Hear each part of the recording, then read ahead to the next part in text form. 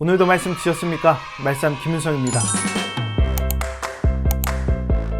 욥이 당한 고통을 보면서 불편한 점이 있습니다. 사탄이 주장하는 걸 보면 자신의 소유물이나 생명의 위기가 찾아오게 될 때 믿음을 저버리게 된다라는 것이죠. 좋은 상황과 좋은 환경이 주어졌기 때문에 욥이 하나님에 대한 그 믿음을 지킨다라는 거예요. 그래서 그를 더 시험해 봐야 된다라고 사탄이 주장하지요. 사탄의 이러한 주장을 전적으로 부인할 수 없는 우리 내면의 그 본능에 따르는 모습들 때문에 오늘 이 욥의 이야기가 굉장히 부담스럽고 또 불편하게 다가올 수도 있습니다. 이 이야기를 읽으면서 우리가 욥이라면 어땠을까? 몇 번을 생각해도 욥처럼 견디기는 어려웠을 것 같습니다. 우리가 욥처럼 살지 못하는 이유가 무엇일까요?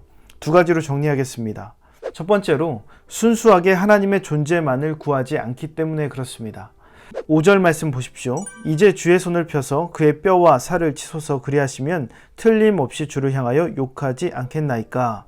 뼈와 살을 치면 주님을 욕할 것입니다. 사탄이 이야기했습니다. 그런데 욥은 입술로 범죄하지 않았어요. 욥이 가진 그 믿음의 뿌리는 하나님이 주시는 외적인 복에 있지 않았기 때문에 그렇습니다. 욥의 고백을 들어보십시오. 10절 말씀. 그가 이르되 그대의 말이 한 어리석은 여자의 말 같도다. 우리가 하나님께 복을 받았은즉 화도 받지 아니하겠느냐 하고 이 모든 일에 욥이 입술로 범죄하지 아니하리라.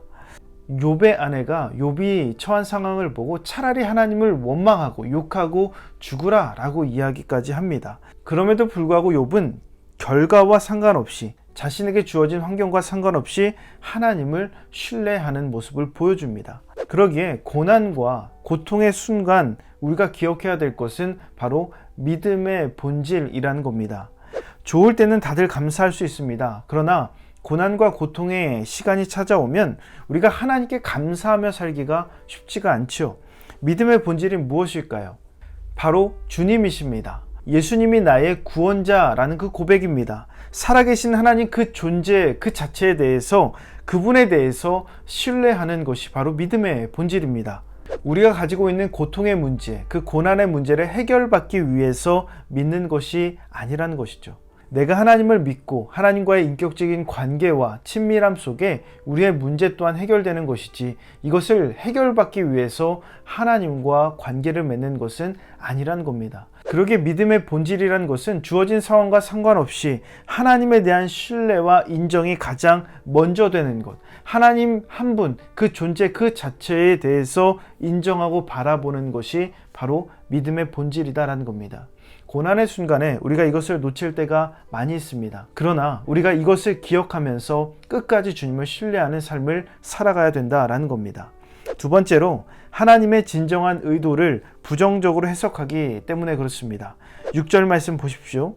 여호와께서 사탄에게 이르시되 내가 그를 내 손에 맡기노라. 다만 그의 생명은 해하지 말지니라. 하나님은 사탄의 시험을 허락하셨습니다. 왜 허락하셨는가? 그의 소유와 뼈와 살을 치게 되면 주님을 원망할 것이다 라는 사탄의 주장이 틀렸다라는 것을 증명하시기 위함입니다. 쉽게 말하면 하나님은 욥이 믿음을 저버리지 않을 것을 알고 계셨어요. 믿고 계셨어요. 욥에게 고난을 허용하신 이유가 바로 여기 있습니다. 욥이 하나님을 저버리지 않을 것이다. 욥을 믿으셨기 때문에, 욥을 인정하셨기 때문에 그 고난을 허락하셨다는 겁니다. 그런데 우리에게 고난이 찾아오면 우리는 어떻게 반응하죠? 하나님이 우리를 버렸다라고 생각해요. 그러나 실상은 전혀 정반대입니다. 고린도전서 10장 13절 말씀을 보면 우리가 잘 아는 말씀인데요. 사람이 감당할 시험 밖에는 너희가 당한 것이 없나니 오직 하나님은 미쁘사 너희가 감당하지 못할 시험 당함을 허락하지 아니하시고, 감당하지 못할 시험을 허락하지 않으신다라고 말씀하십니다. 이 말은 감당할 수 있는 고난을 주신 그 이유가 그만큼 우리가 그것을 감당할 수 있는 역량이 된다라는 것으로 우리를 믿으시고 인정하는 결과라는 겁니다. 그런데 우리는 이 사실을 부정적으로 바라보는 거예요. 부정적인 사람은 뭘 해도 무엇을 바라봐도 부정적입니다. 고난을 허락하신 하나님의 진정한 의도를 부정적으로 해석하는 것이 아니라 믿음의 눈으로 해석해야 돼요. 우리를 인정해 주시는 것으로, 우리를 믿어 주시는 것으로 우리가 받아들이고 해석해야 됩니다.